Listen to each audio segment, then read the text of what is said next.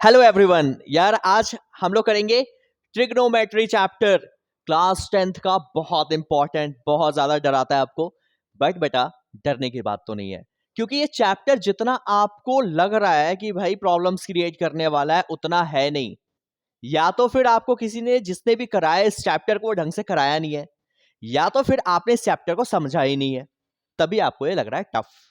इस चैप्टर में ना बहुत छोटी छोटी बातें हैं और बहुत इंपॉर्टेंट बातें हैं। बेटा अगर वो आपको आता है तो इस चैप्टर में डरने की कोई बात नहीं है। बट कोई दिक्कत नहीं, मैं बैठा हूं, मैं आपको कराऊंगा इस चैप्टर के सारे कॉन्सेप्ट, इस चैप्टर की सारी बातें जो आपके पेपर पॉइंट ऑफ व्यू से बहुत ज्यादा इंपॉर्टेंट है। जो करा रहा हूं वो कर लो, वो समझ लो, इस चैप्टर को चुटकियों में आप सॉल्व कर देंगे। बहुत आसान बनाने जा रहे हैं आपके लिए इस चैप्टर को आज। तो बेटा बिना देर किए स्टार्ट करते हैं ट्रिगोनोमेट्री चैप्टर नंबर 8। पहले इंट्रोड्यूस करेंगे इस चैप्टर को, फिर देखेंगे कि कैसे उस कॉन्सेप्ट के बेस पे इस चैप्टर में हमें जाना है आगे। कॉन्सेप्ट समझिए जो मैं समझाने जा रहा हूं आपको। आपने किससे किया है, अब तक क्या किया है, सब भूल जाओ। जो मैं करा रहा हूं उस पर ध्यान दो। आपको इस चैप्टर में सबसे ज्यादा मजा आएगा अगर आज की क्लास आपने पूरी ली तो। राइट? तो चलिए देखते हैं ट्रिगो के सारी इंपॉर्टेंट बातें। यार सबसे पहले बेटा चैप्टर के नाम को समझिए। चैप्टर का नाम है आपके लिए ट्रिगोनोमेट्री। राइट?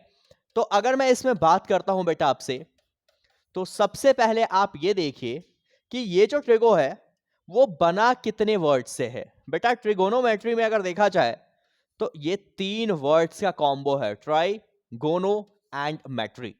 बेटा ट्राई का मतलब होता है 3, गोनो का मतलब होता है बेटा साइड्स, और मेट्री का मतलब होता है बच्चा मेजरमेंट।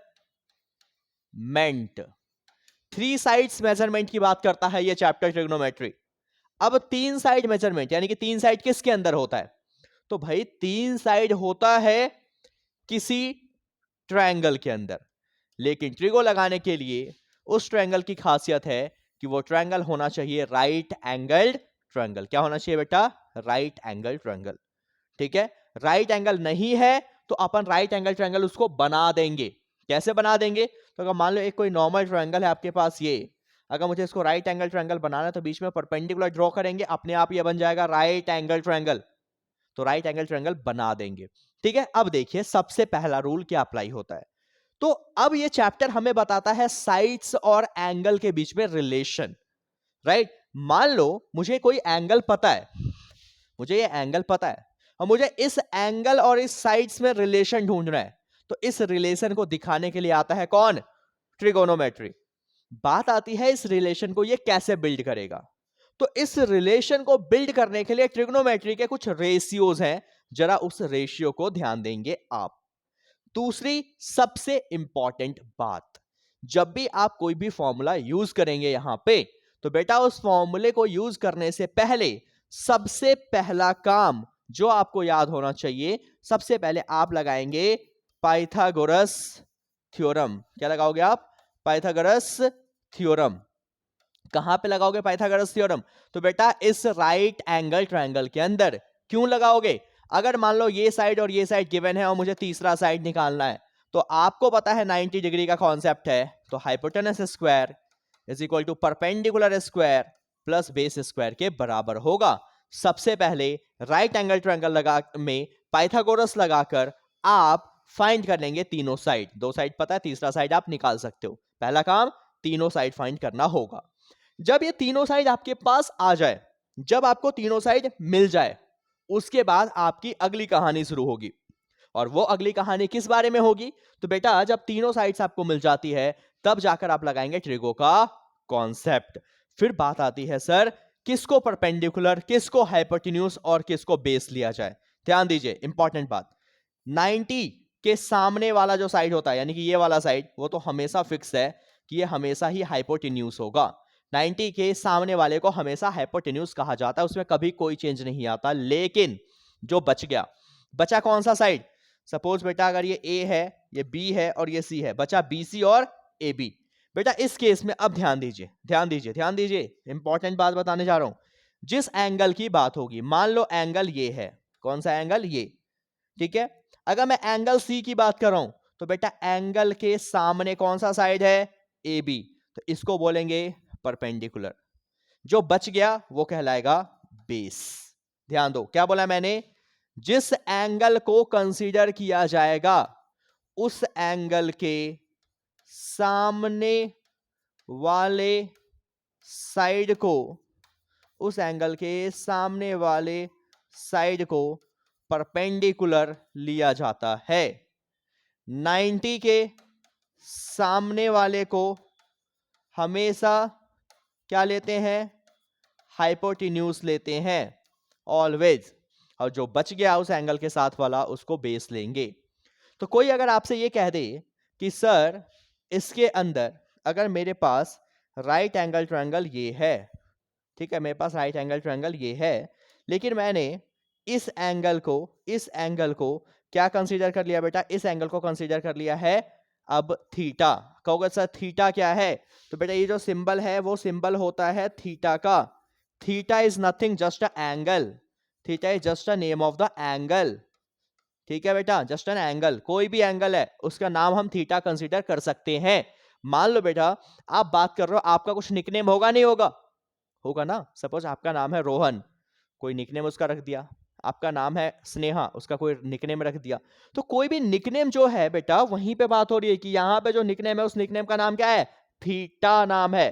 तो अगर मुझे थीटा जस्ट निकालना है या थीटा की मैं बात करूं तो ये तो फिक्स है बेटा 90 के सामने वाला फिक्स है हाइपोटेन्यूज, और थीटा इसको लिया, इस एंगल की बात कर रहा हूं तो इस एंगल के सामने ये साइड है, तो ये मेरे लिए अब क्या कहलाएगा? ये मेरे लिए अब हो जाएगा परपेंडिकुलर। जो बच गया वो बेस। भाई जिस एंगल की बात करूंगा उस एंगल के सामने वाले को परपेंडिकुलर लिया जाएगा। बस इतनी बात ध्यान रखो, ये चैप्टर और अगला चैप्टर भी बहुत आसानी से हो जाएगा। ठीक है बेटा, याद रहेगा। इसके बाद अब बात करते हैं आगे ट्रिगो के बारे में। तो ट्रिगो में अगर हम देखें तो टोटल अपने पास 6 ट्रिग्नोमेट्री के रेशियोज हैं। टोटल कितने रेशियोज हैं? 6 रेशियोज हैं। बस इन 6 के बारे में इंफॉर्मेशन याद रखिए, पूरा चैप्टर बहुत आसानी से हो जाएगा। जो जो समझा रहा हूं आप समझिए ध्यान से, बहुत ध्यान से। चलिए देखिए भाई, पहला साइन, एंगल ले लिया मैंने थीटा। मान लो कोई एक राइट एंगल ट्रायंगल है, ये 90 है, तो ये हाइपोटेन्यूज होगा, ये परपेंडिकुलर होगा, ये बेस होगा अगर मैं इस एंगल को थीटा लेता हूं तो। ठीक है बेटा, अब देखो साइन थीटा। साइन थीटा एक होता है बेटा कॉस थीटा। थीटा आप मान लो एंगल ए ले रखो, एंगल सी कुछ भी हो सकता है वो, ठीक है। उसके बाद बेटा टेन थीटा, ठीक है। उसके बाद आप बात करेंगे अगर अगले नंबर पे, तो एक होता है कॉसेक थीटा, ठीक है बेटा। फिर एक होता है सेक थीटा, और फिर एक होता है बच्चा कॉट थीटा। ध्यान देना अब जो समझा रहा हूं, समझिए इस चीज को, क्या समझाया जा रहा है आपको। साइन थीटा का फॉर्मूला होता है perpendicular upon hypotenuse. Cos theta का फॉर्मूला होता है base upon hypotenuse. Tan theta का फॉर्मूला होता है perpendicular upon base. Similarly cosec theta का फॉर्मूला साइन थीटा का रेसिप्रोकल यानी कि एच अपॉन पी, इसका उल्टा, इसका opposite reciprocal H upon P, तो ये हो जाएगा बी अपॉन पी। किसका रेसिप्रोकल? टेन का रेसिप्रोकल कॉट थीटा। ध्यान दीजिए ध्यान दीजिए ध्यान दीजिए, जो बता रहा हूं पहले वो समझिए आप। भाई sine theta, cos theta, tan theta, इसको याद करना अगर टफ काम है तो इसके लिए एक शॉर्टकट्स भी बताने जा रहा हूं। वो शॉर्टकट क्या है? पंडित बदरी प्रसाद हर हर भोले सोना चांदी तोले। क्या बोला मैंने? पंडित बदरी प्रसाद हर हर भोले सोना चांदी तोले। यहां पे एस रिप्रेजेंट करेगा साइन को, सी रिप्रेजेंट करेगा कॉस को, टी रिप्रेजेंट करेगा टेन को। समझ आया बात? मतलब साइन का formula P upon H, cos का formula B upon H, tan का फॉर्मूला पी अपॉन बी। भाई और भी तरीके हैं याद करने के। कई लोग कहते हैं पाकिस्तान भूखा प्यासा, हिंदुस्तान हरा भरा। कई लोग कहते हैं पापा बीड़ी पियोगे? हाँ हाँ बेटा। बट भाई इस चीज को मैं नहीं मानता। मैं क्या मानता हूं? पंडित बद्री प्रसाद। क्यों भाई, क्यों नहीं मानते हो सर उस चीज को? रीजन ये है कि उसमें यार साइन कॉस टेन नहीं आता। मुझे पता तो हो ना कि भाई वो पंडित बद्री अगर है तो उसमें साइन कॉस टेन भी तो आ रहा है नीचे। पंडित बद्री प्रसाद हर हर बोले सोना, सोना का एस, एस मतलब पी अपॉन एच, एस यानी कि साइन, सी यानी कि कॉस, टी यानी कि टेन। बट बाकी जो दो है उसमें ऐसा कोई नाम याद नहीं आ रहा, इसलिए हम उसको कंसिडर नहीं कर रहे हैं। बाकी आपकी मर्जी है, कोई भी रख सकते हो। मेरे लिए सबसे बेस्ट ये चीज है, ठीक है। अलग अलग लोग अलग अलग बातें बताते हैं, तो आपकी मर्जी है वो, ठीक है, जो आपको याद हो जाए। उसके बाद बस गलत नहीं होना चाहिए। फिर दूसरी चीज, अगर मेरे को साइन पता चल गया बेटा, तो साइन का रेसिप्रोकल होता है क्या, कॉसेक। तो साइन थीटा अगर पी अपॉन एच है तो कॉसेक हो जाएगा एच अपॉन पी। अगर कॉस मुझे पता है बेटा, तो कॉस का रेसिप्रोकल होता है सेक। अगर कॉस है बी अपॉन एच तो सेक होगा एच अपॉन बी, ठीक है बेटा। टेन होता है पी अपॉन बी तो कॉट होता है बी अपॉन पी। ये सारी बातें आपको याद रखनी है इस चैप्टर के अंदर। अब इंपॉर्टेंट चीज भाई, साइन का ना एब्रिविएशन होता है। ये ट्रू फॉल्स में क्वेश्चंस आता है, एमसीक्यू में क्वेश्चंस आते हैं। साइन एक्चुअली एब्रिविएशन, ये शॉर्ट में, जैसे बिटवीन को बेटा बी डब्ल्यू लिख देते हो आप, एंड को ये वाला एंड लिख देते हैं आप, वैसे ही साइन का एक्चुअल नेम रहा है सिन थीटा। साइन का क्या नाम है एक्चुअल में, सिन। तो कोई बोलेगा साइन या सिन इज द एब्रिविएशन ऑफ, तो साइन। ऐसी कॉस का एब्रिविएशन होता है को साइन, थीटा है तो थीटा, को साइन। कॉस का, cos is the short form of cosine. Similarly ten का बेटा शॉर्ट फॉर्म यानी कि जो एक्चुअल फॉर्म है वो है टेंजेंट, टेंजेंट से निकल कर आ गया टेन। ऐसे कॉसेक का cosecant, cosecant is the abbreviation cosec. Sec का होता है बेटा actual name secant, secant. Cotangent, cot का होता है कोटेंजेंट। तो आप याद रखेंगे नाम, कोटेंजेंट के लिए छोटा फॉर्म है कॉट, सीकेंट के लिए सेक, कोसिकेंट के लिए कॉसेक, साइन के लिए देखो सिन, कॉस के लिए कोसाइन, टेन के लिए टेंजेंट। अब इसमें क्या क्या क्वेश्चन पूछ सकता है, कई बार आपसे कोई बोलता है cosine is the abbreviation of cosec, false और नॉट, ट्रू। कोसाइन क्या एब्रिविएशन है कॉसेक का, गलत भाई, कोसाइन तो कॉस का है ना, कॉसेक का क्या है कोसिकेंट। तो ये याद रखना है बेटा, इंपॉर्टेंट चीज है, आपको याद होने ही चाहिए। याद होगा तो क्वेश्चन बहुत आराम से होगा, बिना किसी डर के, बिना किसी दिक्कत परेशानी के, याद रहेगा ये, कंफर्म। आगे चलें, इसको फटाफट स्क्रीनशॉट ले लीजिए आप। अगर ये फॉर्मूले याद है तो बहुत कुछ इसी से हो जाएगा, बहुत कुछ हो जाएगा, काफी हद तक चीजें हो जाएंगी। चलिए देखिए अगला, अब इसी में बात करता हूं अगले फॉर्मूले की। मैंने बोला था अभी कुछ देर पहले आपको वहीं पे कि भाई साइन का रेसिप्रोकल होता है कॉसेक, तो लिख सकता हूं साइन को 1 बाई कॉसेक। तो कोई कहेगा सर कॉसेक को क्या लिख सकते हैं, इसका उल्टा, तो कॉसेक हो सकता है 1 बाई साइन, सिंपल सिंपल, ठीक है बेटा। ऐसी कॉस, कॉस को लिख सकते हैं किसका, सेक थीटा, 1 बाई सेक। तो बेटा सेक को लिख सकते हैं क्या, 1 by cos theta. Similarly tan theta को लिखा जा सकता है 1 बाई कॉट थीटा, और कॉट को लिखा जा सकता है 1 बाई टेन थीटा। इतना क्लियर है बेटा आपको, कोई दिक्कत परेशानी यहाँ तक, ठीक है। उसके अलावा टेन थीटा को हम लिखेंगे sine theta upon cos theta. Similarly cot theta का एक और फॉर्मूला याद रखना है, वो होता है टेन का अपोजिट रेसिप्रोकल, यानी कि कॉस अपॉन साइन थीटा। याद रहेंगे ये सारे फॉर्मूले बेटा यूज होने वाले हैं, ये फॉर्मूले बस याद करने हैं। साइन इज 1 बाई कॉसेक, तो कॉसेक उसका उल्टा 1 by sine. Sec 1 by cos, तो कॉस हो जाएगा 1 by sec. Tan 1 by cot, तो कॉट हो जाएगा 1 बाई टेन। उसके अलावा टेन साइन बाई कॉस, तो कॉट हो जाएगा cos theta by sine theta. Clear है मुद्दा। अब देखिए इंपॉर्टेंट बातें, बेटा ध्यान दो ध्यान दो, इंपॉर्टेंट चीज नोट कीजिए। कोई अगर बोले, ठीक है, कि यार मैंने क्या बोला, ट्रिगो में ये जो एंगल होता है, ठीक है, इस एंगल और साइड के बीच में रिलेशन कौन दिखाएगा, हमारा ट्रिगो का रेशियो। मतलब ये कि इस एंगल के बिना इस ट्रिगो का ये जो फंक्शन है साइन, इसका कोई मतलब नहीं है। साइन सिर्फ साइन क्या है, किस एंगल की बात कर रहा है, इसकी इसकी इसकी हमें नहीं पता ना, तो सिर्फ साइन का कोई वर्थ नहीं है। ठीक है बेटा, तो साइन का मतलब हमेशा कब कब होगा, उसके एंगल के साथ होगा, या कॉसेक का मतलब हमेशा उसके एंगल के साथ होगा। किसी भी ट्रिगो रेशियोज का मतलब हमेशा उसके एंगल के साथ होता है, बिना एंगल के कोई काम का नहीं है वो। तो कभी अगर कहीं पे क्वेश्चन आपसे कोई बोले क्या साइन थीटा का मतलब, sine theta means sine into theta होता है, या product sine theta means product of sine and theta, तो your answer will be no, false, गलत स्टेटमेंट है ये, ऐसा नहीं होता भाई। वो एक साथ है, सिर्फ साइन का कोई मतलब नहीं है, सिर्फ थीटा का कोई मतलब नहीं है, एक साथ है वो। साइन थीटा एक साथ मिलकर रेशियोज बताएगा, एक साथ मिलके काम करेगा, किसके बीच में, तो भाई एंगल और साइड के रिलेशन के बीच में।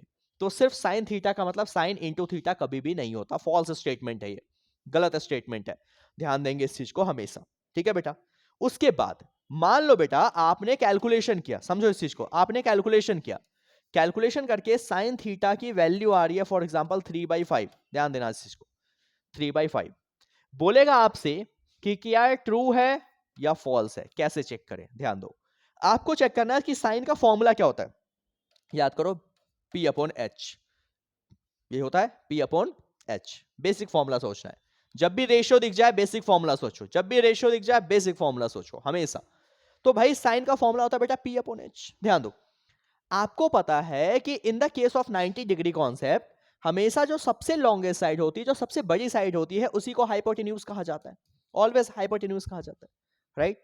तो बेटा यहां पे देखो, अब ऑलमोस्ट अगर मैं कंपेयर करूं, देखो एग्जैक्ट वैल्यू तो नहीं होती है, बट फिर भी अगर मैं कंपेयर करूं तो h की वैल्यू अप्रॉक्स 5 है, p की वैल्यू 3 टाइम्स है, तो भाई ज्यादा h है या नहीं है, यस h इज 5 और p इज 3। एग्जैक्ट तो होता है 5k या 3k, क्योंकि रेशियो है, बात करेंगे उसको लेकर अभी, बट फिर भी h ज्यादा है और p कम है, तो ये स्टेटमेंट सही है, ट्रू है ये। बट अगर यही होता साइन इज इक्वल टू, ठीक है, सपोज ये होता 5/3, तो अब p की जगह क्या है 5 और h की जगह क्या है बेटा 3, तो h छोटा है और p बड़ा है, तो ये स्टेटमेंट फॉल्स है। कहेंगे क्यों सर, आप पाइथागोरस थ्योरम लगा के देखो, उसमें h रख के देखो, h रख के देखो 3 और p रख के देखो 5, आपका आंसर ना रूट के अंदर माइनस आएगा। रूट के अंदर माइनस यानी कि वो कॉम्प्लेक्स नंबर की फैमिली है, यानी कि बेटा वो आपका इमेजिनरी नंबर है, जो कि अभी तक आपने पढ़ा ही नहीं है, 11th क्लास में पढ़ेंगे आप, राइट बेटा। तो कभी भी h हमेशा बड़ी होनी चाहिए उसके परपेंडिकुलर और बेस से, क्लियर है ये चीज, h is always greater than their perpendicular and base. तो अगर ऐसा है तो सही है। और अगर कोई बोले 10 की वैल्यू है 3/4 या 4/3, भाई कोई दिक्कत नहीं है, 10 के फॉर्मूले में p और b आता है ना, h की तो कोई बात ही नहीं है। ये किसमें यूज होगा, कॉस में, साइन में, सेक में, कॉसेक में, कि h की वैल्यू बड़ी होनी चाहिए। 10 और कॉट के लिए कोई दिक्कत नहीं है, क्योंकि उसमें भाई h है ही नहीं अभी फिलहाल, तो उसमें तो कोई भी बड़ी कोई भी छोटी हो सकती है, उसमें ट्रू फॉल्स की बात नहीं होगी। क्लियर है, कोई दिक्कत आपको यहां तक जो बातें समझाई, भाई बहुत आसान चैप्टर है, मजा आएगा, मेरा सबसे फैब चैप्टर, बहुत मजा आएगा, बस छोटी छोटी बातें ध्यान रखेंगे अपन।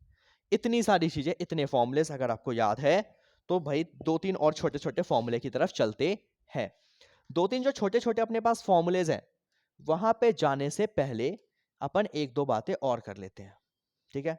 अब क्या बातें करें, चलिए जरा उसको भी देखते हैं। मान लो अब अपने पास फॉर्मूला है स्क्वायर की टर्म्स में, पहला formula sine square theta plus cos square theta is equal to 1, ठीक है बेटा।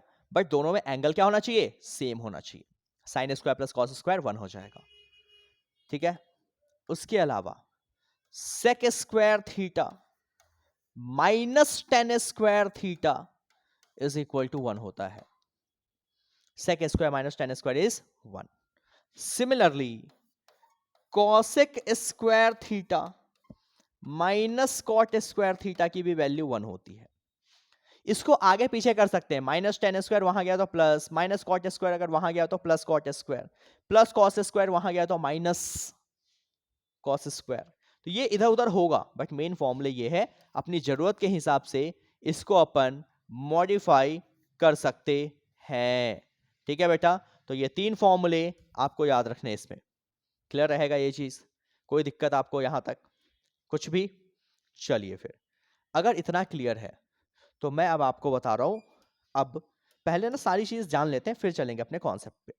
एक लास्ट कॉन्सेप्ट, फिर उसके बाद अपने सारे क्वेश्चंस होते रहेंगे। प्रूफ वाले क्वेश्चंस बेटा मैं कल की क्लास में कराऊंगा, अभी आज भी कराऊंगा अच्छे अच्छे क्वेश्चंस, बट प्रूफ वाले क्वेश्चंस जो है ना, जो मेन क्वेश्चन है 5 मार्क, वो कल कराऊंगा आपको अलग कॉन्सेप्ट से, एक ऐसा तरीका जिस फॉर्मेट से सारे क्वेश्चंस हो जाएंगे। आज तक किसी ने आपको नहीं बताया होगा, किसी ने नहीं कराया होगा, इसकी गारंटी है।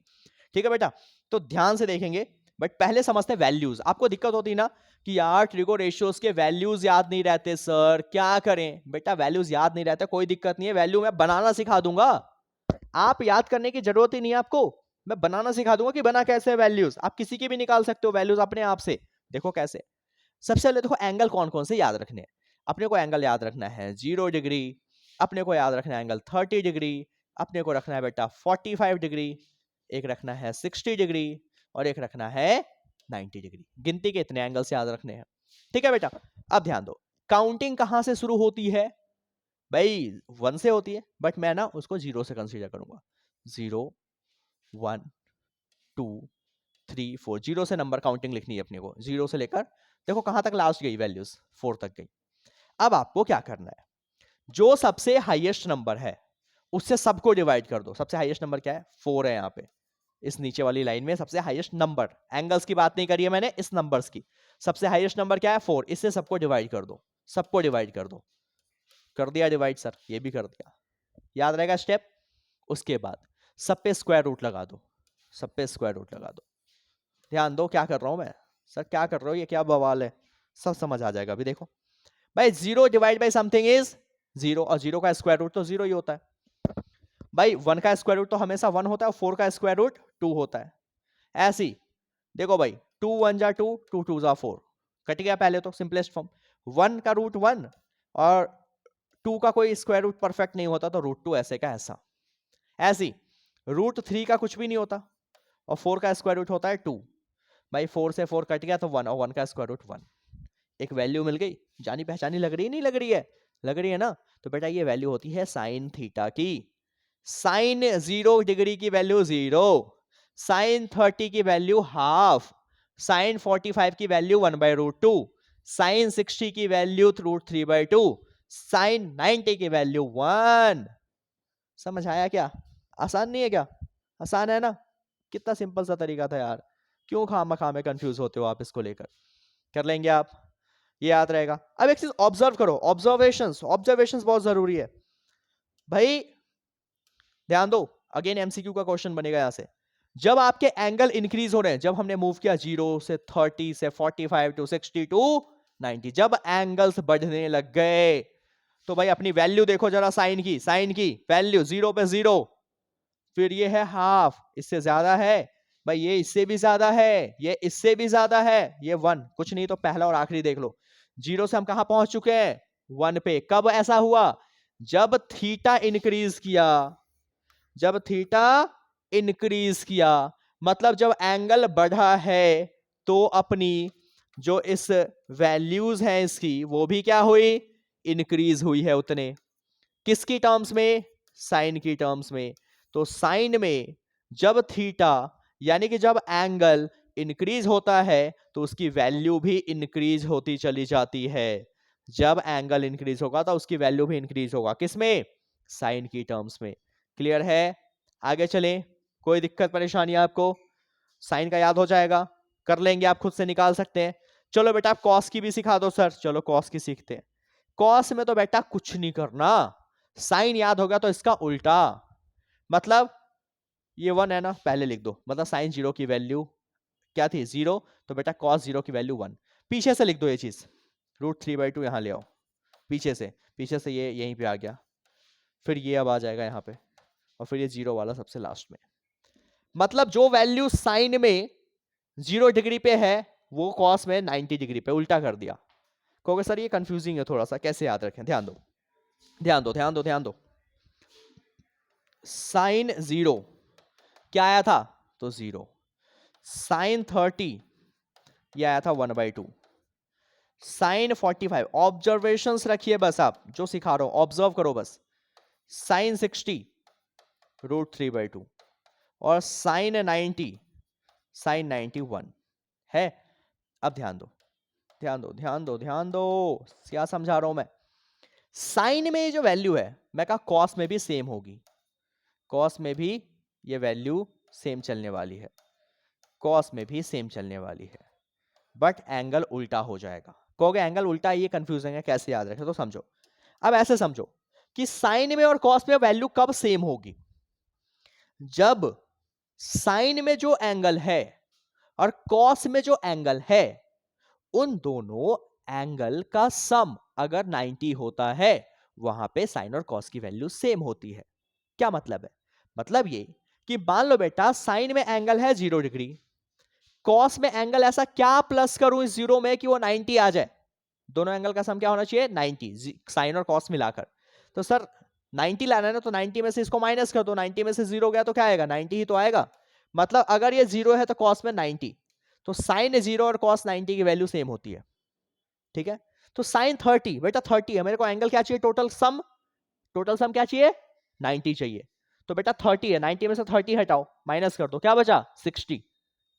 देखो 60 + 30 90 होता है। तो साइन में जो एंगल है कॉस में जो एंगल है, अगर उनका सम जहां 90 हो रहा है उसकी वैल्यू सेम, तो साइन 30 और कॉस 60 1/2 दोनों की। अब यहां देखो 45 में क्या प्लस करूं कि 90 आ जाए? सर 45, तो दोनों की वैल्यू 45 पे सेम होती है। एक 60 है, मुझे 90 लाना है, 90 में से 60 क्या बचेगा? 30। मतलब जो वैल्यू साइन 60 की है वो कॉस 30 की होती है, और जो 90 है तो यहाँ पे ऑब्वियस सी बात है 0। ध्यान दो इस चीज को, जैसे जैसे एंगल इंक्रीज हुआ वैल्यू भी इंक्रीज होती चली गई। यहां ध्यान दो, 0 एंगल यहां से बढ़ रहा है ऐसे, 0 30 45 60 90। कॉस में अगर एंगल इंक्रीज हुआ तो वैल्यू 1 से कहां पहुंच गए? 0 पे। भाई कॉस में अगर इन टर्म्स ऑफ कॉस अगर थीटा इंक्रीज करता है तो बेटा कॉस की जो वैल्यू है वो डिक्रीज करती है। ट्रू फॉल्स का क्वेश्चन, एमसीक्यू का क्वेश्चन याद रहेगा। क्या है वैल्यूज किस पे? समझा दिया। साइन निकाल दो, उसका उल्टा कर दो, एंगल लिख दो, अपने आप आपको याद हो जाएगा कॉस। जब साइन और कॉस पता चल गया बेटा तो भाई दिक्कत क्या है? क्या मैं कॉसेक नहीं निकाल सकता हूं? निकाल सकता हूं ना। कोई बोलेगा सर कॉसेक 0 क्या होगा? साइन का उल्टा होता है कॉसेक, साइन का रेसिप्रोकल। साइन 0 0 होता है तो कॉसेक 0 1/sin 0, समझो इस चीज को। और 1/sin 0 यानी कि 0, 1/0 कुछ नहीं होता, नॉट डिफाइंड, कॉसेक हो गया नॉट डिफाइंड, डेनोमिनेटर में 0 नहीं होता। ऐसी कोई बोल दे मेरे को सर कॉसेक 30 क्या होता है? इसका रेसिप्रोकल 1/2 का उल्टा, तो 2/1 यानी कि 2। कोई बोलेगा कॉसेक 45 इसका उल्टा, यानी कि सिंपली आंसर √2/1, यानी कि नीचे 1 की क्या वर्थ है? √2। कोई बोलेगा कॉसेक 60, तो भाई साइन 60 का उल्टा, तो 2/√3 हो जाएगा इसका उल्टा। और ये साइन 90, तो कॉसेक 90 हो जाएगा क्या? 1/1, 1 ही रहेगा नीचे। ऐसी अगर मुझे कॉस पता है तो क्या सेक निकाल सकते हो आप? बिल्कुल निकाल सकते हैं। कैसे? कॉस 30 पता है तो सेक 30 क्या होगा? 2/√3। कॉस 45 पता है, सेक 45 क्या होगा? √2/1। कॉस 60 पता है तो सेक 60 क्या होगा? तो 2/1। सिंपल सी चीज है, याद रहेगा। और जब बेटा मेरे को कॉसेक पता चल गया, जब बेटा मेरे को सेक पता चल गया, साइन पता चल गया, कॉस पता चल गया, तो किसकी बारी है अब? टेन थीटा की और कॉट थीटा की। अब टेन में सिंपल सा है, टेन 0 होता है, ध्यान दो। आप टेन की वैल्यू क्या बताई थी? Formula sine upon cos. समझा रहा हूं ये इसलिए लिख रहा हूं मैं। साइन 0 की वैल्यू 0, कॉस 0 की वैल्यू 1, तो 0/1 इज 0। टेन पता चल गया। तो भाई कॉट इसका उल्टा होता है, कॉट 0 इसका हो जाएगा not defined, 1/0 is not defined. अगर मुझे पता चल गया tan 30, तो भाई tan 30 होता है 1/√3। tan 45 होता है 1, ऐसे डिवाइड करके निकाल सकते हो आप। tan 60 √3 बहुत इंपॉर्टेंट है ये तीन, सबसे ज्यादा इंपॉर्टेंट है ये तीन। 1060 √3 तो 1090 not defined, 1090 is not defined. कहोगे सर नॉट डिफाइंड कैसे, मतलब इसकी वैल्यू एग्जैक्ट निकालना पॉसिबल नहीं है, क्योंकि 1090 मतलब साइन 90 अपॉन कॉस 90, कॉस 90 की वैल्यू होती है 0, डेनोमिनेटर में 0 नहीं हो सकता, न्यूमरेटर तो चलेगा। ऐसी कॉट कोई बोलेगा 30, भाई 10 का उल्टा 1030 है 1/√3, तो कॉट 30 हो जाएगा √3/1। कॉट 45 1 का तो उल्टा 1 ही होता है, तो 1 में तो कोई दिक्कत है ही नहीं। कॉट 60 1/√3 और कॉट 90, तो कॉट 90 की वैल्यू बेटा क्या हो जाएगी, ये देखो नॉट डिफाइन था तो नॉट डिफाइन का उल्टा, यानी कि 0 डिग्री, 0 वैल्यू हो जाएगी उसकी। समझ आ रहा है कॉन्सेप्ट, क्या समझा रहा हूं मैं आपको आज? क्लियर है सारे मुद्दे, सारे कॉन्सेप्ट्स? अब तक देखो सिर्फ फॉर्मूलेज की बात हुई है, अब तक सारे कॉन्सेप्ट्स की बात हुई है, ठीक है। अब जब भी इस पे वैल्यू वाले क्वेश्चंस आप सॉल्व करेंगे, जब भी सॉल्व करेंगे, तो आप वहां पे कुछ कॉन्सेप्ट याद रखो। कहीं पे अगर आपको दिख जाए कि लिखा हुआ है sine a is equal to 1/2, तो भाई आपको क्या करना है, अब अगर मान लो 1/2 है और कहीं पे दिख गया sine a is equal to 4/5, तो आप ध्यान दो, दो चीजें, दोनों में क्या करना है, पहले देखो कि ये जो वैल्यू दे रखा है क्या साइन है, तो क्या साइन में ये कभी आता है, क्या साइन में कभी ये आता है? यस सर, साइन में 1/2 तो आता है। साइन में 1/2 कब आता है? तो अभी देखा था साइन में 1/2 आता है सर 30 डिग्री पे। मतलब हम ऐसा लिख देंगे इसको कि sine a is equal to sine 30, दोनों साइड लिखोगे कंपेयरिंग, कभी साइन से साइन नहीं काटोगे, कंपेयरिंग बोथ साइड, कंपेयर करके a की वैल्यू क्या मिल जाएगी यहां से 30 डिग्री, a निकल गया। उसके बाद बोला है फाइंड कॉस a, तो कॉस 30 निकाल दो इस तरीके से। बट अगर जिस केस में ये वैल्यू है बट ये वैल्यू इसके अंदर एग्जिस्ट नहीं करती इसके एंगल्स के ऊपर, उस केस में अब इसको करने का तरीका बदल जाएगा, अपन यूज करेंगे पाइथागोरस थ्योरम। कैसे करेंगे, चलिए क्वेश्चन की हेल्प से आपको समझा देता हूं अब, ठीक है बेटा। चलिए देखिए आज का पहला क्वेश्चन कैसे करना है आपको। कह रहा है if 10a, if in a right triangle 10 triangle ABC, एक कोई राइट एंगल ट्रायंगल है, ठीक है, मान लो मैंने बना ही दिया राइट एंगल ट्रायंगल, एक राइट एंगल ट्रायंगल है, कहां पे है राइट एंगल, ठीक है, in right angle triangle ABC 10b, 10b, ठीक है बेटा, 12/5 है, ध्यान देना क्या गिवन है, तो गिवन है 10b कितना है 12/5। पहले देखो ये वैल्यू कहीं पे होती है क्या, नहीं होती ना। जब भी वैल्यू नहीं होती और आपको अगर आंसर निकालो तो सिंपली ये सोचो डायरेक्ट कि अगर 10 है तो भाई 10 का बेसिक फॉर्मूला क्या होता है, याद नहीं है, नहीं याद है तो सर पंडित बद्री प्रसाद हर हर भोले सोना चांदी तोले, टी यानी कि 10, 10 यानी कि P/B, लगा दो भाई P/B, कंपेयर करो तो आपको मिलेगा, लेट करेंगे, ध्यान देना यही चीज, ये इंपॉर्टेंट पार्ट है, लेट करो, P की जगह कितना है, ऊपर P है, ऊपर क्या है 12, तो 12 हमेशा K लेट करना है, B की जगह क्या है 5, तो 5 के साथ K लेट कर लो, आप X कर लो, आपकी मर्जी है, बट कोई ना कोई उसके साथ ये वेरिएबल लेट होगा ही होगा, ये जो इसके साथ एक कांस्टेंट यानी कि लेट होगा ही होगा।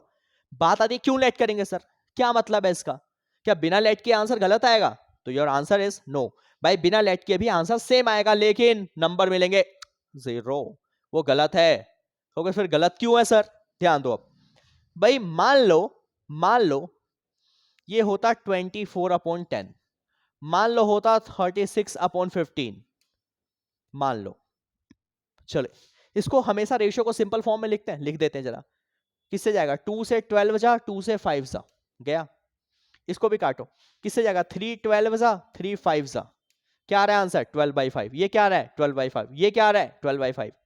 भाई अब इसमें से क्या था ये एग्जैक्ट, क्या 12/5 ही था, क्या 24/10 था, क्या 36/15 था, या कुछ और था, क्या एग्जैक्ट मुझे नंबर इनफाइनाइट नंबर से कुछ भी हो सकता है उसका रेशियो, और कुछ भी को सॉल्व करके ये आया होगा, मे बी हमें एग्जैक्ट नंबर पता ही नहीं है ना क्या था, मे बी वो 3 का मल्टीपल, मे बी 2 का मल्टीपल, मे बी 4 का multiple, may be infinite number से इनफाइनाइट नंबर्स का मल्टीपल, हमें थोड़ी पता क्या था वो एग्जैक्ट, दैट्स वाई अपन इसको k की टर्म्स में लेट करेंगे, ताकि कोई भी यहां पे आपके ऊपर सवाल ही ना उठाए कि क्यों लिखा।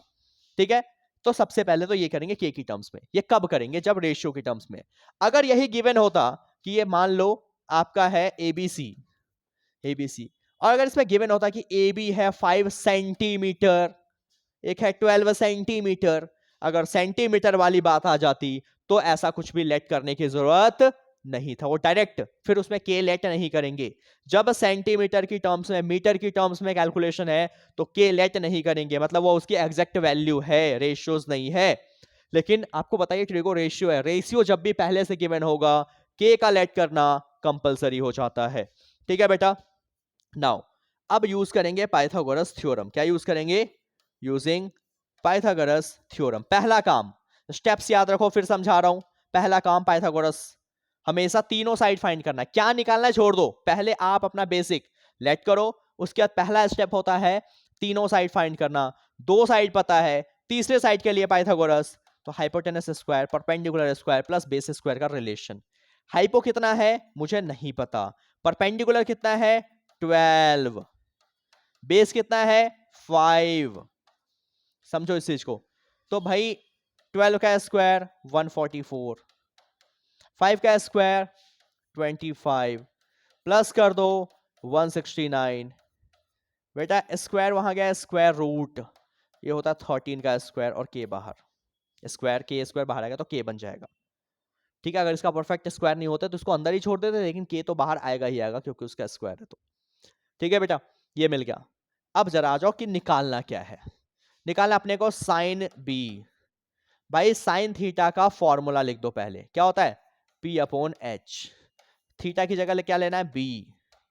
ठीक है भाई, अब ध्यान दो, यहां भी एंगल बी ही था, यहां भी बी ही है, तो सोचना ही नहीं कि किसको आप परपेंडिकुलर क्या बेस, बी के लिए परपेंडिकुलर सेम ही होगा, दोनों में बी ही है। तो अगर ए होता तो सोचते भाई, अगर एक बी है या सी है तो उसके लिए हम सोचते, बट अभी फिलहाल एंगल सेम है तो कोई दिक्कत नहीं है। तो P, P upon H, P कितना है बेटा 12 के, एच कितना है बेटा निकाला अभी 13 के।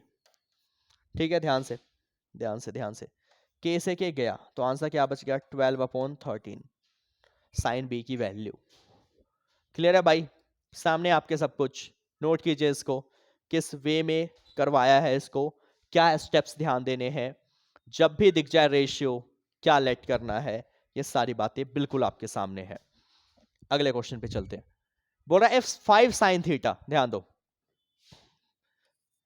5 साइन थीटा, 5 साइन थीटा, बिना आगे पढ़े पहले इसको सॉल्व कर दो, बाकी छोड़ दो निकाल देंगे।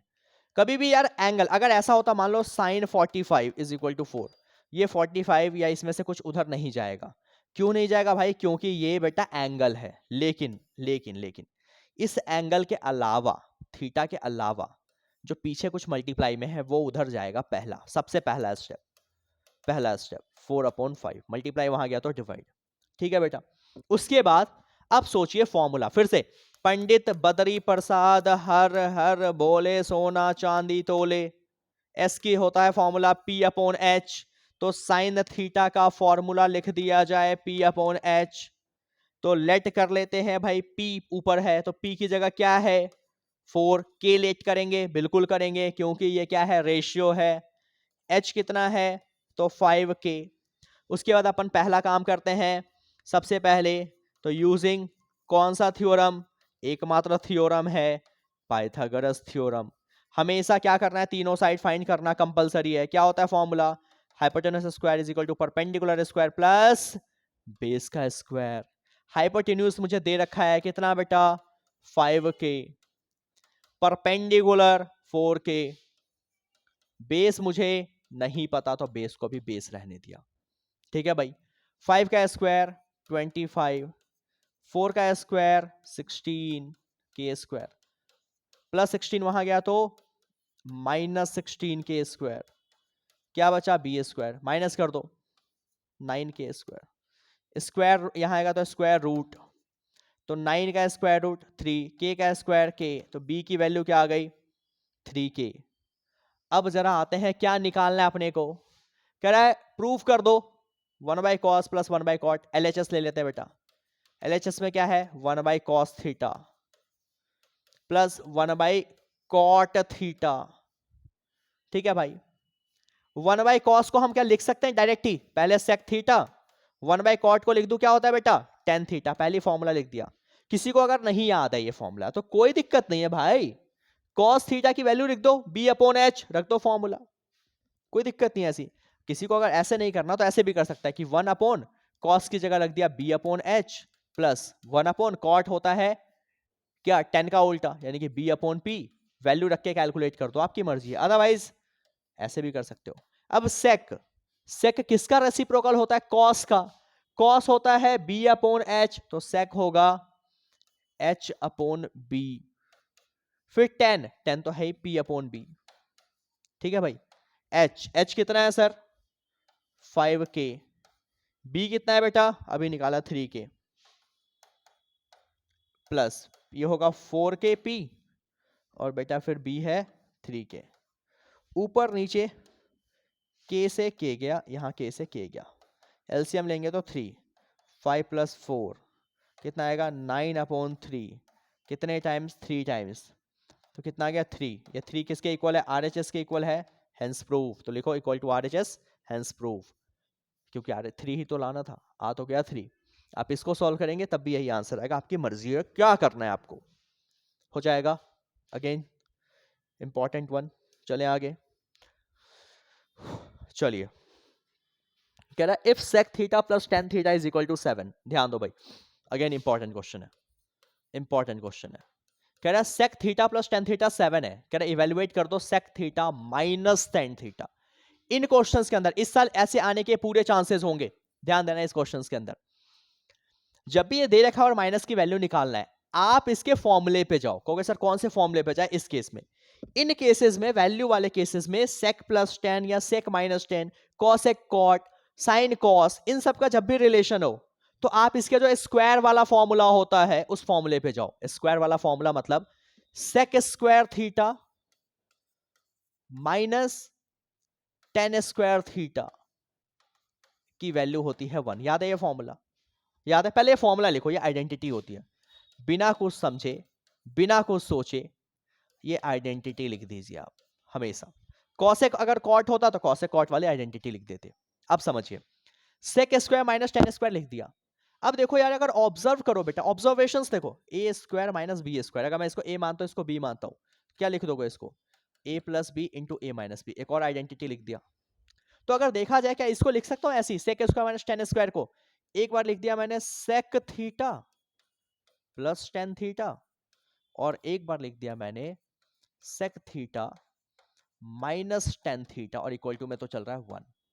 कोई परेशानी, कोई दिक्कत यहां तक आपको कुछ भी, ये हमने फॉर्मूलेज लगा दिया यहाँ पे। अब ध्यान दो, मुझे दे रखा है sec theta plus tan theta की वैल्यू 7, रख दो यहाँ पे, और ये ऐसे का ऐसा, ये ऐसे का ऐसा, ब्रैकेट जरूर लगाएं बेटा। 7 मल्टीप्लाई वहां गया तो डिवाइड, तो sec theta minus tan theta की वैल्यू 1/7 आ जाएगा।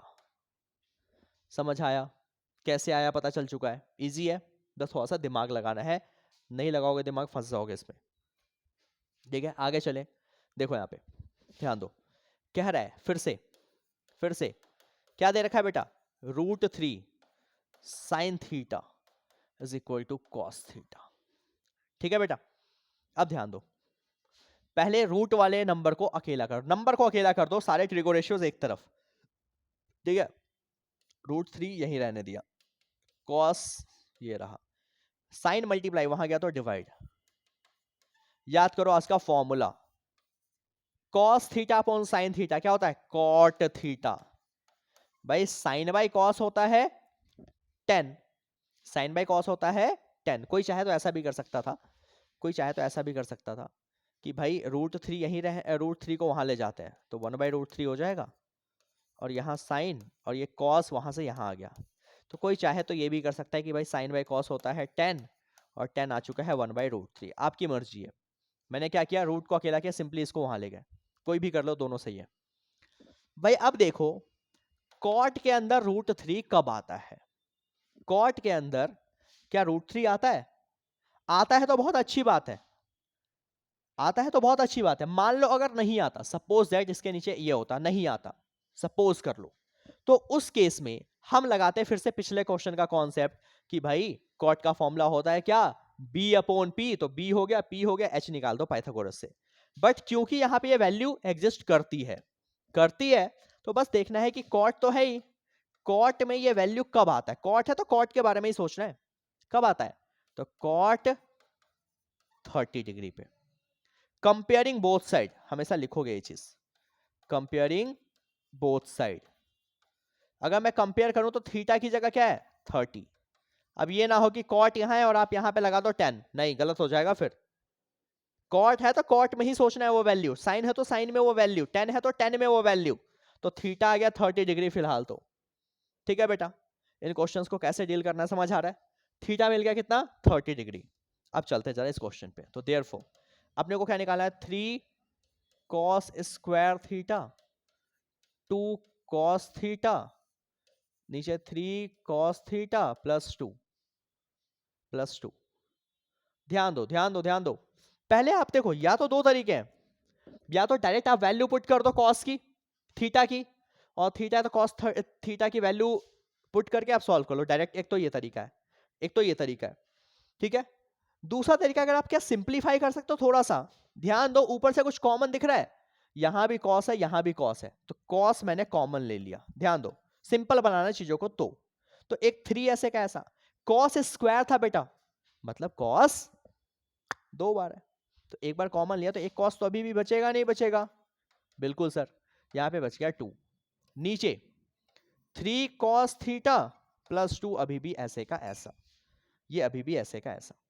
अगर आप ऑब्जर्व करो तो ये वैल्यू और ये ऊपर वाली वैल्यू सेम है, इसको और इसको काट दूं तो क्या बच गया, सिर्फ और सिर्फ cos थीटा। cos और थीटा हमने निकाला है 30 डिग्री, रख देते हैं cos 30। और cos 30 की वैल्यू क्या होती है, नहीं याद है तो देखो, cos 30 तो साइन याद है, साइन में जाओ जरा। अगर ये 30 है तो मैंने क्या बताया था, साइन में ये वैल्यू कहां पे इक्वल होगी, तो अगर 90 जहां पे सम होता है एंगल का, 30 में क्या प्लस करो कि 90 आ जाए, 60। cos 30 मतलब साइन 60, और साइन 60 होता है √3/2, साइन 60 होता है √3/2। अदरवाइज जो चार्ट बना रखी होगी आपने उसमें देखो, यानी कि cos 30 √3/2 हो चुका है। क्लियर है मुद्दा, किस तरीके से डील करना है क्वेश्चन, हो जाएगा। देखिए आपके सामने वैल्यू है, आप चाहते हो तो डायरेक्ट cos थीटा की वैल्यू यहाँ पे रख के तब भी आंसर निकाल सकते थे बिना कॉमन लिए, अदरवाइज कॉमन ले लिया तो आसान हो गया कैलकुलेशन। हो आगे चले भाई, ये क्वेश्चन जरूर आएगा, खासकर बेसिक मैथ्स वाले तो जरूर आएगा ऐसे क्वेश्चंस। ध्यान दीजिए क्या कह रहा है आपसे, कह रहा है आपसे गिवन है, क्या गिवन है, cos a प्लस बी, कितना गिवन है 0, ठीक है।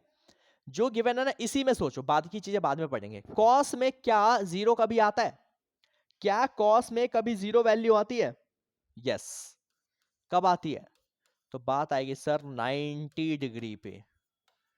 cos 90 कितना होता है, 0 होता है, बताया था ना आज की क्लास में, cos 90 की वैल्यू क्या होती है 0। क्लियर है चीज, ठीक है बेटा। तो अब लिखो दोनों side compare, comparing both side. जब भी ऐसा कुछ दिखे तो देखो ये वैल्यू कहां पे एग्जिस्ट करती, cos है तो cos में ही सोचना है, कंपेयरिंग बोथ साइड। तो भाई cos से cos समझो खत्म, तो a प्लस बी की जगह क्या बच गया यहाँ पे 90, a प्लस बी की जगह 90, काट के नहीं दिखाना है, इक्वेशन नंबर 1। ठीक है, इतना क्लियर है आपको। फिर आ जाओ, देखो क्या दे रखा है, साइन a माइनस बी। तो नाउ अब चलते हैं साइन वाली वैल्यू पे। कह रहा है साइन a माइनस बी किसके बराबर है, कह रहा है 1/2 के बराबर है। सोचिए क्या साइन में आता है कभी 1/2, आता है ना, कितने पे, साइन 30 पे। तो फिर से कंपेयरिंग बोथ साइड लिखेंगे आप यहाँ पे, उसके बाद देयरफॉर a माइनस बी किसके बराबर हो जाएगा 30 डिग्री के, इक्वेशन नंबर 2। समझ आया क्या करना है इन केसेस में, हमेशा जो वैल्यू दे रखी है वो सोचना है कि उसके अंदर कहाँ पे एग्जिस्ट करती है ये। उसके बाद इन दो इक्वेशंस को हमेशा आप सॉल्व करेंगे बाय एलिमिनेटिंग और सब्स्टिट्यूटिंग, वो आपकी मर्जी है। तो a प्लस बी 90 है, तो a प्लस बी लिखा मैंने 90 है। a माइनस बी कितना है बेटा, अभी निकाला है 30 है, एलिमिनेट कर रहा हूं मैं, माइनस बी प्लस बी खत्म, a plus A 2a, 90 plus 30 120। भाई ए कितना आ गया,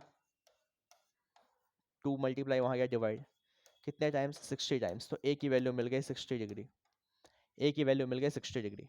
तो therefore from equation number 1 A plus B कितना है 90, तो ए की जगह रख दिया 60 plus B is equal to 90। B कितना आ गया, तो प्लस 60 वहां गया तो माइनस, तो बी मिल चुका है 90 माइनस 60 यानी कि 30 डिग्री। तो मुझे मिल गया ए, मुझे मिल गया बी, मुझे मिल गया ए और मुझे मिल गया बी। दोनों वैल्यूज जब मिल गई तो अपना आंसर आ चुका है। उसने बोला था फाइंड ए एंड बी। क्या करना है, याद रहेगा, इंपॉर्टेंट क्वेश्चन है, ऐसे क्वेश्चंस जरूर आएंगे, 2 मार्कर क्वेश्चन, बहुत इंपॉर्टेंट इस चैप्टर से।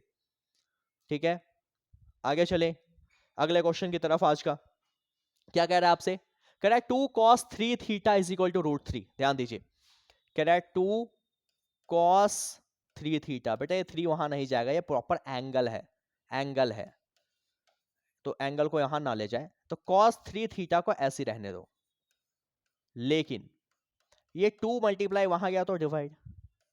अब सोचना क्या है आपको, ऐसे केसेस में हमेशा क्या सोचते हैं, सबसे पहले सोचो कि क्या ये वैल्यू एग्जिस्ट करती है इस ट्रिगो रेशियोज में, 0 30 45 60 90 में से कहीं भी। अगर एग्जिस्ट करती है तो वो फॉर्मूला लगाएंगे, नहीं करती तो कॉस का फॉर्मूला बी अपॉन एच वाला, उससे करेंगे सॉल्व। बट अगर एग्जिस्ट करती है तो यस, पहले वही सोचना है हमेशा। तो कॉस में यस √3/2 तो आता है, कितने पे आता है, कॉस 30 पे। अभी किया था पीछे क्वेश्चन, कॉस 30 पे आता है या नहीं आता है, cos 30 पे ये वैल्यू आती है। तो अब ध्यान दो जरा, अगर cos 30 पे ये वैल्यू आता है तो दोनों में कंपेयर कर दो, तो लिख दो comparing both side, comparing both side. तो कंपेयर करें तो 3 थीटा इज इक्वल टू आ रहा 30, 3 मल्टीप्लाई वहां गया तो बेटा डिवाइड, कितने टाइम्स 10 टाइम्स, तो थीटा की वैल्यू कितनी आ गई 10 डिग्री। क्या निकालना था इसमें, बोला था find the value of theta, theta आ गया 10 डिग्री। समझ आया चीज, समझ आया। भाई ये एंगल पूरा था 3 थीटा, तो इससे 3 थीटा 30 के बराबर है, सिर्फ कॉस से कॉस हटा, हो जाएगा सॉल्व। अगले क्वेश्चन पे चले, आपके सामने ये रहा, देखिए ध्यान से, इंपॉर्टेंट वन। ऐसे क्वेश्चंस में सबसे पहले तो आप वैल्यू पुट करके सॉल्व करेंगे, सॉल्व करने के बाद जो आपका आंसर आएगा, अगर डेनोमिनेटर में रूट आ रहा है तो उसका रेशनलाइज करना कंपलसरी हो जाता है। डेनोमिनेटर में अगर रूट आए बेटा तो रेशनलाइज करना कंपलसरी है, रेशनलाइज जरूर करेंगे। अगर आप रेशनलाइज नहीं करोगे तो भाई गलत माना जाएगा, फाइनल आंसर आपका गलत माना जाएगा। ध्यान दो, चलो सबसे पहले कितनी वैल्यू है, कह रहा है 2, तो 2 पूरे ब्रैकेट के साथ है तो ठीक है। cos 45, बेटा cos 45 होता है 1/√2 और उसका भी स्क्वायर, तो स्क्वायर ध्यान देना, ठीक है, स्क्वायर है तो स्क्वायर। tan 60, बेटा tan 60 होता है √3 और उसका भी क्या है स्क्वायर, तो स्क्वायर, ठीक है भाई। फिर आ गया 6 sin 45 का स्क्वायर, तो भाई sin 45 कितना होता है 1/√2 और इसका भी स्क्वायर, ठीक है। माइनस tan 60, भाई tan 60 होता है √3 और उसका भी स्क्वायर, tan 60 का भी स्क्वायर, अपोन अपोन tan 30 यानी कि 1/√3 plus cot 60, cot is the reciprocal of tan और ऑब्वियसली बात है मतलब उसका उल्टा होता है, राइट। अगर देखा जाए तो भाई tan 60 होता है √3 तो cot 60 हो जाएगा 1/√3, सिंपल सी चीज है, 1/√3। क्लियर है ये चीज, कोई दिक्कत परेशानी आपको, देखिए सारी वैल्यूज आपके सामने रखी है। अब इसके बाद क्या करें आप, तो अब अपना काम होगा इसको थोड़ा सा सॉल्व करना। तो पहले ना आप स्क्वायर रूट्स को सॉल्व करो, स्क्वायर रूट्स को। 2 ऐसे कैसा, भाई 1 का स्क्वायर 1 और √2 का स्क्वायर 2 प्लस √3 का स्क्वायर हो जाएगा 3, इसके नीचे कुछ नहीं है तो 1 लगा दिया, ठीक है बेटा, माइनस 6, ध्यान देना है 1 का स्क्वायर 1 और √2 का स्क्वायर 2, √3 का स्क्वायर 3, रूट हट जाता है, नीचे कुछ नहीं है तो अगेन 1 अपॉन नीचे वाले का एलसीएम ले सकते हैं, √3 × √3 एलसीएम लेंगे, ऊपर 1 + 1 ऐसे का ऐसा, है ना। थोड़ा सा और सिंप्लीफाई कीजिए, देखो पहले ये नहीं कटेगा क्योंकि पहले ब्रैकेट पूरा सॉल्व होगा। तो 2 सॉल्व करो, 3 2 जा 6, 3 2 जा 6, कितना आ जाएगा बेटा 2 1/2 है, तो देखो 3 2 जा एलसीएम लेंगे 2 1 ऐसे का ऐसा, और ये 3 2 जा 6, ठीक है, -6 है, ध्यान दीजिए यहाँ पे 1 अगेन 3 2 जा 6, और अब पूरे के अपोन में है 2 and the whole divide by 2/√3, 2/√3, ठीक है। और सॉल्व करते हैं इसको, तो देखिए अब ये 2 से 2 कैंसिल हो सकता है एलसीएम लेने के बाद, पूरे के अपोन में, यहां सिर्फ एक के अपोन में था, तो अब क्या बच गया ये 7। भाई ध्यान दो, ये 2 से ये कैंसिल हो सकता है 3 टाइम्स, तो क्या बचा -3, और 6 में से 1 गया तो -5, और ये 2/√3, ठीक है बेटा, ध्यान दीजिए 7 माइनस माइनस प्लस 5 3 जा 15 अपॉन 2/√3, तो 15 प्लस 7 22/2/√3, समझ आया चीज, 22/2/√3, ऊपर की सारी वैल्यूज कैंसिल हो चुकी है।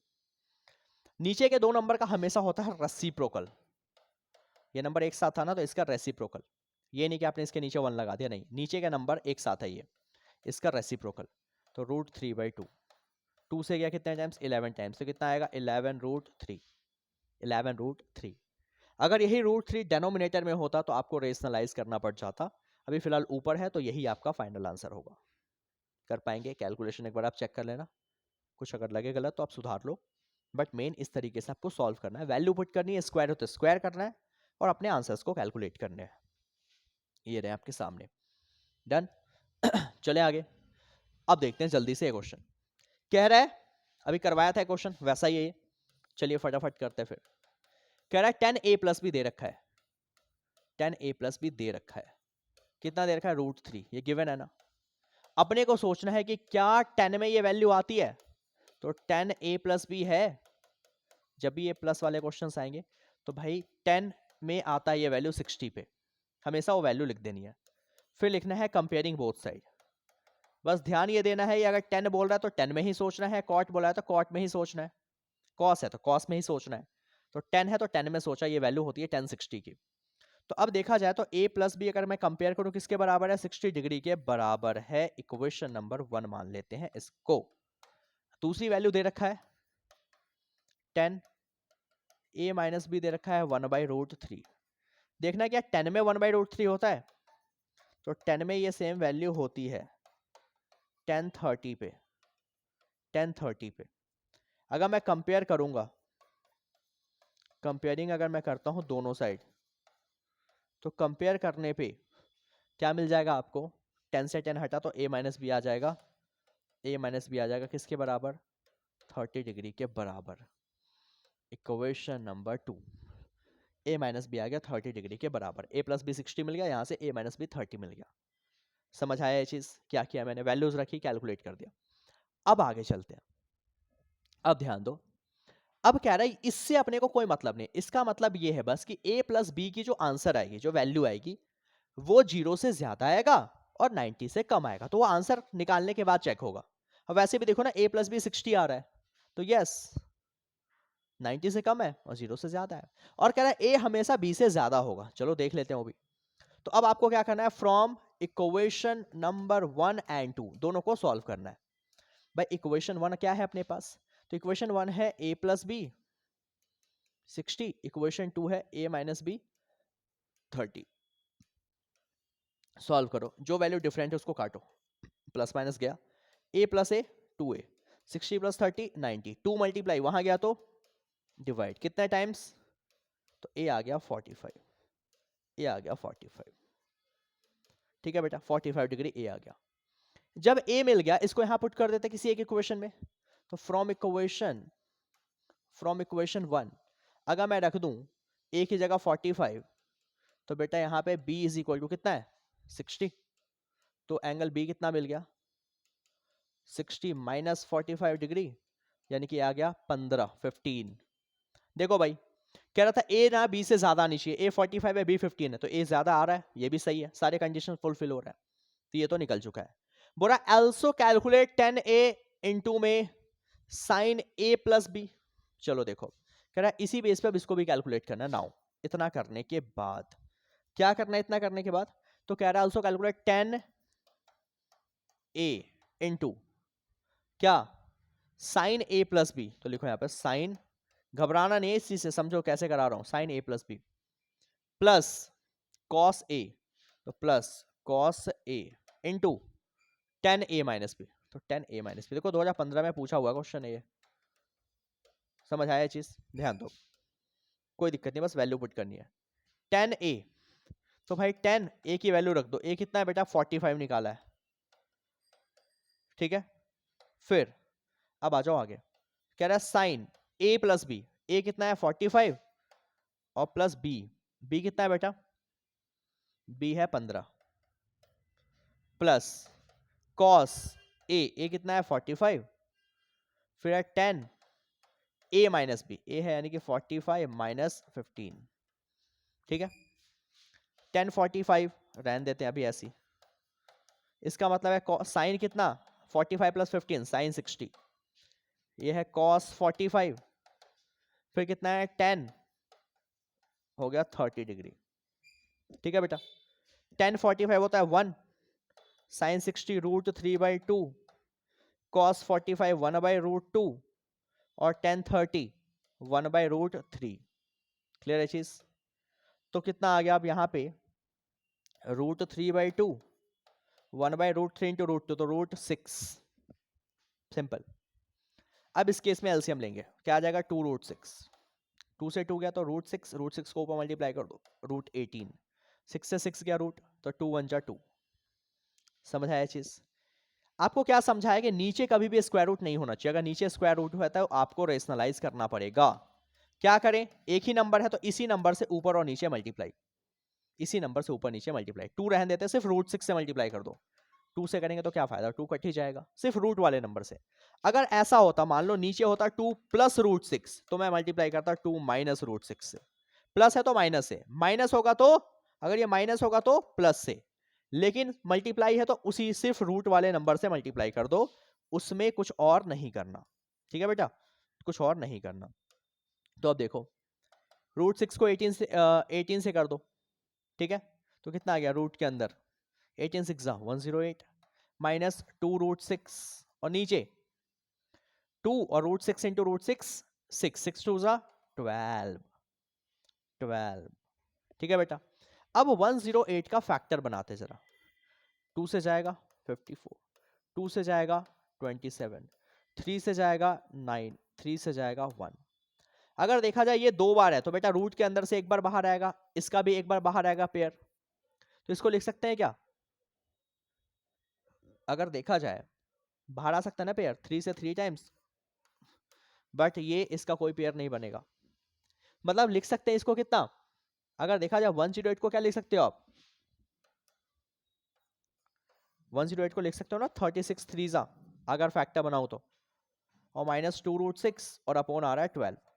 36 का रूट क्या होता है? 6, √3 ऐसे कैसा, 2√6 अपॉन 12, ठीक है।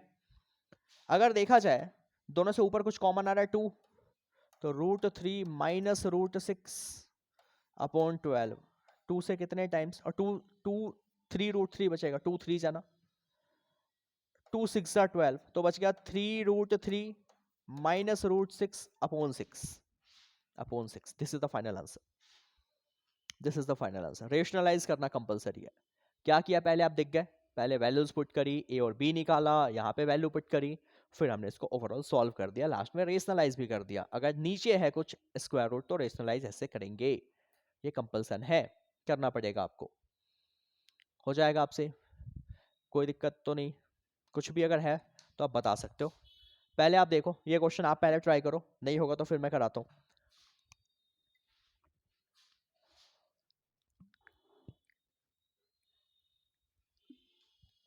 हो रहा है? कॉट भी दे रखा है कितना, 12/5, correct, 10 square sine square B इसके बराबर होगा, प्रूफ करना है। कोई आइडिया? चलो मैं करा देता हूं, कोई नहीं, समझा दे रहा हूं, आप कर लेना। सबसे पहला काम आपको क्या समझाया, जब भी ये रेशियो दिख जाए आपको सोचना है कि क्या ये सेम वैल्यू इसके अंदर एग्जिस्ट करती है, करती है तो बहुत अच्छी बात है, तो एंगल मिल जाएगा, नहीं करता तो फिर अपने को क्या करना होता है, पहले तीनों पी बी एच निकालना है। कॉट लिख दिया, भाई कॉट में ये वैल्यू तो नहीं आता, फिर ये सोचना है कि कॉट थीटा का फॉर्मूला क्या होता है। कॉट क्या होता है, बी अपॉन पी, टेन का उल्टा, टेन होता है P upon B, Pandit Badri Prasad हर हर भोले, और कॉट होता है बी अपॉन पी, उसका उल्टा। अगर मैं लेट करूं, कंपेयर करूं, तो बी की जगह क्या है 12k और p की जगह क्या है 5k। यूजिंग पाइथागोरस थ्योरम, याद आया कुछ, Pythagoras theorem, hypo square is equal to perpendicular square plus base square लगा सकते हो क्या, परपेंडिकुलर पता है, बेस पता है, हाइपो आ जाएगा यहां से निकल कर लोगे इतना। जब h आ गया आपका, h आ गया तो इसमें LHS ले लो एक बार, LHS 10 square B sine square B, 10 का फॉर्मूला p अपॉन बी इसका स्क्वायर, साइन का फॉर्मूला p अपॉन h इसका भी स्क्वायर। देखो एंगल सब में सेम है, बी बी बी, तो कोई घबराने की जरूरत नहीं, सब कुछ सेम ही चलने वाला है, ये भी एंगल बी ही था। फिर एक बार इसको सॉल्व कर लोगे वैल्यू रख के, सिमिलरली एक बार लोगे RHS साइन बी की पावर 4, ये मतलब है इसका, और इनटू है सेक स्क्वायर बी, साइन मतलब p अपॉन h और सेक मतलब h upon B, h upon B इसका भी स्क्वायर कर देंगे, वैल्यूज रख देंगे, LHS RHS कैलकुलेट करोगे अपने आप आंसर आ जाएगा। रूट में आ जाए तो बेटा रेशनलाइज जरूर करना, LHS RHS इक्वल आएगा, समझ आ जाएगा। चलिए इसको अब आ जाओ, कह रहा है if angle A and angle B are acute angle, acute angle, बहुत क्यूट एंगल है, चलिए सच दैट, कह रहा है कि cos A is equal to cos B। Okay चलिए अपने सॉल्यूशन पे, क्या कह रहा है आपसे, बुक का क्वेश्चन है 6th, है ना। मान लो ट्रायंगल है, ए और बी एक्यूट है, एक्यूट यानी कि 90 से कम है, मान लो ये सी रहा होगा, तो ए और बी 90 से कम है।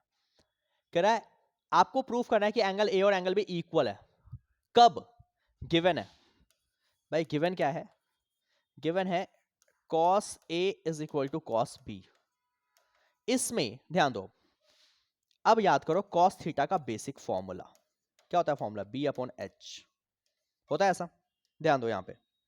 अगर मैं A की बात करूं, A के लिए परपेंडिकुलर ये है ये तो हाइपोफिक्स ही रहेगा, और ये बचा बेस, कोई दिक्कत इसमें, तो यहां पे फॉर्मूला लगा दो, इन ट्रायंगल ABC, मैं लिखता हूं in triangle ABC cos A is equal to cos B, ये गिवन है, ठीक है।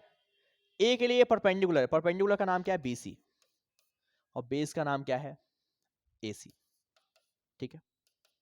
लेकिन अपने को लिखना क्या है भाई, क्या लिख रहा हूं मैं अभी बेटा, अपने को लिखना है बेस अपॉन हाइपो, तो कॉस के लिए, इस एंगल के लिए बेस क्या है AC, तो AC, और हाइपो क्या है AB, तो AB, कॉस B। अब B एंगल, इसके लिए परपेंडिकुलर कौन है, इसके सामने वाला, तो ये क्या बचेगा इसके लिए बेस, बेस क्या है BC, और हाइपो तो फिक्स ही रहेगा, हाइपो में कोई चेंज आएगा ही नहीं, हाइपो तो 90 से देखते हैं, क्लियर है चीज। दोनों साइड AB से AB कैंसिल, तो क्या बचा AC is equal to BC, क्या बचा AC is equal to BC। अब इनसाइड दिस ट्रायंगल, ध्यान दो, सब हटाओ, अब AC, भाई AC के सामने, AC ये रहा, AC के सामने कौन सा एंगल है B, तो एंगल B। BC ये रहा, BC के सामने कौन सा एंगल है A, तो एंगल A। यही प्रूफ करना था, angle A is equal to angle B। Reason, angle opposite to equal sides are also equal. भाई अगर कोई एंगल इक्वल प्रूफ करना है तो आप ध्यान दो, अगर किसी ट्रायंगल में उसके साइड, अपोजिट साइड इक्वल है तो उसके अपोजिट एंगल भी इक्वल होते हैं, ये प्रॉपर्टी है इसकी, हो गया यूज, कर लेंगे ये, कोई दिक्कत परेशानी इस क्वेश्चन के अंदर। चलें अगले पे आ जाओ, करा in this triangle, again important one, करा in triangle PQR the right angle at Q। Okay चलो बना देते हैं, करेक्ट ट्रायंगल है PQR, राइट एंगल है Q पे, भाई राइट एंगल है क्यू पे, एक को माना पी, एक को माना आर। कह रहा है क्या दे रखा है, पी क्यू दे रखा है 5, पी क्यू है 5, और क्या दे रखा है P are plus Q R, ये रहा पी आर, ये रहा क्यू आर, ये दोनों का सम दे रखा है। तो गिवन है, गिवन क्या है, गिवन है triangle P Q R is a right angled triangle and angle Q is equal to 90 degree, right angle 90 कहाँ पे है, क्यू पे है, तो क्यू को मान लिया 90 डिग्री। अब क्या कह रहा है बेटा, कह रहा है पी क्यू 5 है, कह रहा है पी क्यू 5 है, ठीक है, और क्या गिवन है, तो P are plus Q R, P R plus Q R कितना है बेटा 25 सेंटीमीटर है।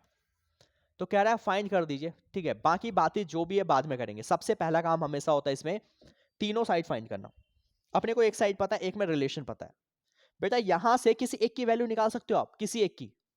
मैंने पी आर को यहीं रहने दिया, प्लस क्यू आर वहां गया तो माइनस, आपकी मर्जी है, आप क्यू आर यहीं रहने दो, पी आर वहां भेज दो, मैंने इसको भेज दिया क्यू आर को, पी आर को यहीं रहने दिया, आपकी मर्जी है। इसे माना इक्वेशन नंबर 1। ध्यान दो ध्यान दो ध्यान दो ध्यान दो, पहला काम तीनों साइड्स फाइंड करना होता है, ठीक है। तो यार सबसे पहले यूजिंग कौन सा थ्योरम, पाइथागोरस थ्योरम। क्या होता है Pythagoras, hypo square is equal to perpendicular square plus base square. भाई 90 के सामने, अभी मैं एंगल की बात नहीं कर रहा हूं, अभी सिर्फ मैं 90 के सामने हाइपो, हाइपो क्या है मेरा पी आर, तो पी आर का square is equal to perpendicular, 90 के लिए ये परपेंडिकुलर है, क्या है ये P Q, plus base, base है क्यू आर, बेस है क्यू आर, ठीक है। अभी मैं सिर्फ यहां से देख रहा हूं सब कुछ, सबसे पहले तीनों साइड निकालने की कोशिश, बाकी बातें बाद में। भाई पी आर की वैल्यू देखो मैंने रखा हुआ इक्वेशन 1 में, कितना है पी आर की value 25 minus Q R, 25 minus Q R, ये क्या है P R 25 minus Q R is equal to क्या है पी क्यू, पी क्यू कितना बेटा 5, तो 5 का square plus Q R, Q R कितना है, कितना है क्यू आर, क्यू आर नहीं पता, तो क्यू आर को क्यू आर ही रहने दिया। अब देखो क्यों चेंज किया ऐसा, भाई अगर मैं पी आर को चेंज नहीं करता तो एक पी आर होता है, क्यू आर होता। अब सब कुछ एक सिंगल वेरिएबल में है, क्यू आर है, यहां पे क्यू आर है, तो इजीली इसको सॉल्व किया जा सकता है।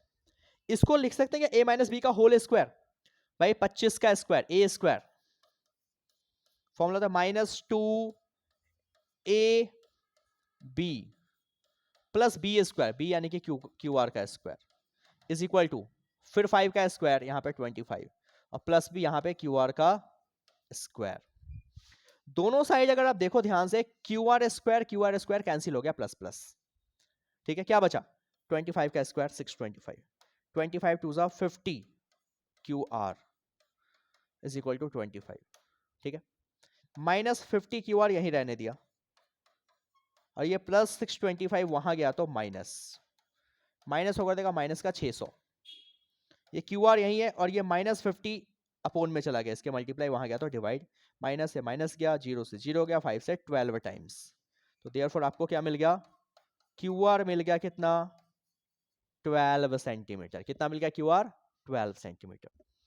जब क्यू आर मिल गया, क्यू आर मिल गया, क्यू आर को अगर मैं यहां पुट करता हूं, तो from equation 1 P R, from equation 1 P R is equal to कितना है 25 माइनस क्यू आर, तो 25 माइनस और क्यू आर कितना है 12, कितना आ गया ये, तो पी आर मिल गया आपको 13 सेंटीमीटर, कितना मिल गया बेटा P R 13 centimetre. P R मिल गया, क्यू आर मिल गया, पी क्यू मिल गया, तीनों साइड्स मिल गया, सबसे मेन काम था इसमें तीनों साइड निकालना। जब तीनों साइड मिल गया तो दिक्कत कुछ भी नहीं है, कितना आ गया पी आर 13 और ये आ चुका है 12, जब ये मिल गया तो कोई दिक्कत ही नहीं। अब निकालना साइन पी, भाई साइन का फॉर्मूला, फिर निकालना है कॉस पी, फिर निकालना है टेन पी। भाई ध्यान दो, साइन का फॉर्मूला क्या होता है पी अपॉन एच, कॉस का formula B upon H, tan का फॉर्मूला पी अपॉन बी, सब में एंगल सेम है तो सबके लिए पी बी एच सेम ही रहेगा, ठीक है ना भाई। तो बस ध्यान देना अब यहाँ पे एंगल पी है ना, पी के लिए परपेंडिकुलर क्या है क्यू आर, हाइपो क्या है पी आर, ठीक है। कॉस एंगल पी, पी के लिए बेस, बेस क्या है बेटा पी क्यू, हाइपो क्या है, पी आर।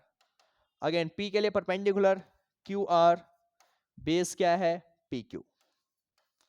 सारी वैल्यूज पता है, क्यू आर है 12 और पी आर है 13, पी क्यू है 5, पी आर है 13, क्यू आर है 12 और पी क्यू है 5।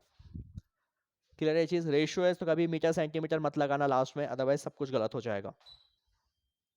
क्लियर, समझ आ रहा है मुद्दा, किस अकॉर्डिंग आपको करवा रहा हूं सॉल्व, कर पाएंगे आप इजीली? ये वैल्यू कर लेंगे। ऐसा क्वेश्चन एक और किया था अभी, क्या करना है इसमें मैं बता दे रहा हूं आपको।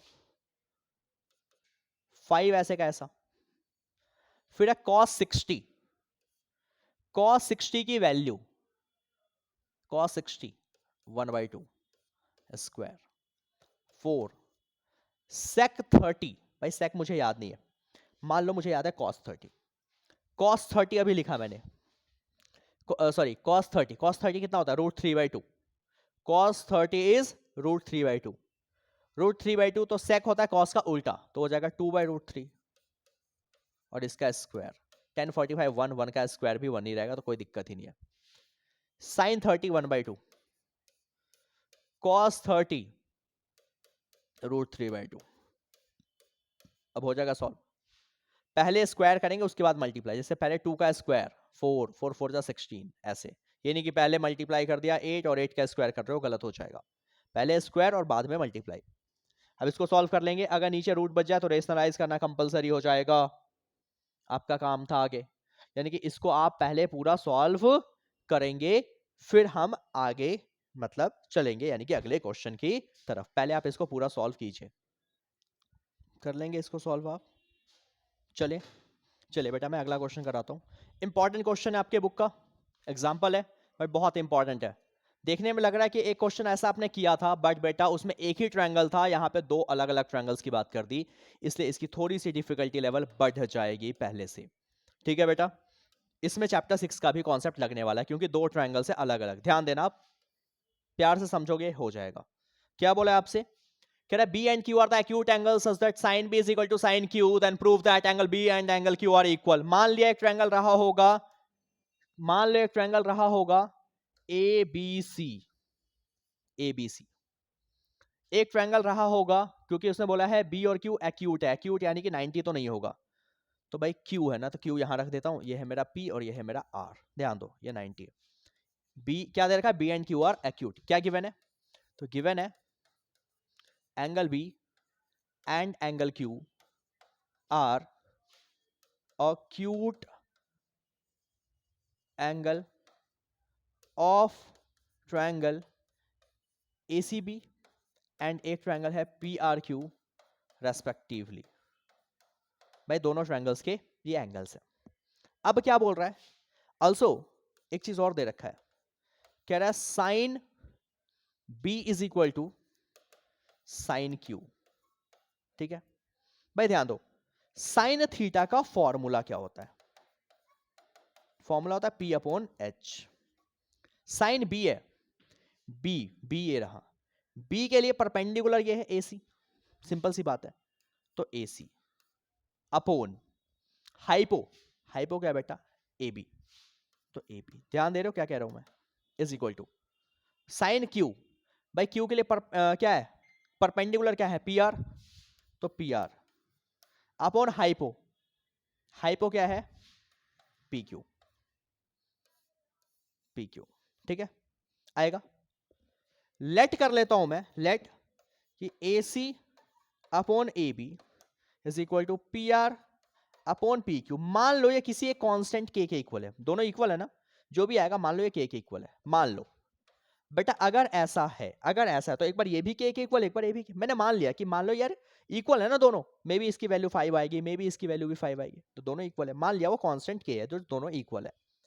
अगर ऐसा है तो क्या यहां से AC निकाल सकते हो आप बेटा, AC क्या हो सकता है K टाइम्स ऑफ AB, मैं सिर्फ इसको अगर K से कंपेयर करूं तो एक बार AC को लिख सकता हूं K टाइम्स ऑफ AB, कोई दिक्कत। ऐसी अगर मैं सिर्फ यहां से बेटा PR की वैल्यू, ध्यान दो PR लिख सकता हूं क्या K times of PQ, PR लिख सकता हूं क्या K टाइम्स ऑफ PQ, कोई दिक्कत। कोई परेशानी आपको? क्लियर है चीज? अब देखो यार, ऐसा करने से मेरे को क्या बेनिफिट हुआ, ध्यान दीजिए जरा सा, इसे करने से क्या बेनिफिट हुआ। ठीक है बेटा, देखो उसके अलावा इतना तो कर ही लिया, उसके अलावा और क्या कर सकता हूं मैं, इसी को और क्या कर सकता हूं ऑल्सो, ध्यान दो थोड़ा सा और, अगर मुझे सिंपल बनाना है तो क्या इसको ऐसे लिख सकता हूं, ए सी अपॉन पी आर को यहां ले आऊं अपोन में, क्रॉस कर दिया जैसे चैप्टर 6 में करते हैं, और ए बी को यहां भेज दिया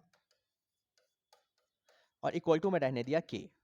ठीक है, और इसको मैं हटा देता हूं, थोड़ा सा मैं इजी बना रहा हूं इसको ताकि और इजी प्रूव हो जाए। क्या किया मैंने, इस रेश इसको यहां लेकर आया, इसको यहां लेकर गया। अब इससे मैं क्या ए सी को लिख सकता हूं, अब ए सी को क्या लिख सकता हूं, के इंटू में पी आर, और बेटा ए बी को क्या लिख सकता हूं, ए बी को क्या लिख सकता हूं, के इंटू में पी क्यू। देखो AC को लिख दिया K टाइम्स ऑफ PR और AB को लिख दिया K टाइम्स ऑफ PQ। इतना क्लियर है आपको बेटा, कोई दिक्कत परेशानी? चलिए ध्यान से, अगर ऐसा है तो नाउ इसके बाद, नाउ यूजिंग पाइथागोरस थ्योरम, आपको बताया hypotenuse square is equal to perpendicular square plus base square. मैं एक बार लेता हूं इन ट्रायंगल ये वाला ACB, in triangle ACB, hypo, hypo क्या है AB, तो हाइपो है AB का स्क्वायर इज इक्वल टू, ये है परपेंडिकुलर AC प्लस BC का स्क्वायर, ध्यान देना इस चीज को। और एक बार लेता हूं इन ट्रायंगल PRQ या PQR, इसमें हाइपो क्या है बेटा, PQ is equal to PR का स्क्वायर प्लस QR का स्क्वायर। ध्यान देना, अब ध्यान दो, यहां से अगर मैं देखूं, हमने एक रिलेशन बिल्डअप कर लिया किसके बीच में, AB square is equal to AC square plus BC square. यहां से मैं BC की वैल्यू निकाल सकता हूं क्या, BC क्या आ जाएगा, तो AB स्क्वायर प्लस AC यहां आएगा तो माइनस, इक्वल टू में क्या बच रहा है, सिर्फ और सिर्फ इक्वल टू में अपनी जगह बच गया BC स्क्वायर। क्लियर है ये चीज? अगर ये स्क्वायर वहां गया बेटा तो स्क्वायर रूट होगा नहीं होगा, ध्यान दिख रहा है आपको ना, AB square minus AC square. कोई दिक्कत इसमें आपको कुछ भी, अब तक इतना क्लियर आपको? सिमिलरली यहां से बेटा जो दूसरा है, आप वहां से अगर चाहो तो क्या निकाल सकते हो, QR, तो क्या हो जाएगा PQ स्क्वायर प्लस PR यहां आएगा तो माइनस, इक्वल टू में बचेगा सिर्फ और सिर्फ QR स्क्वायर।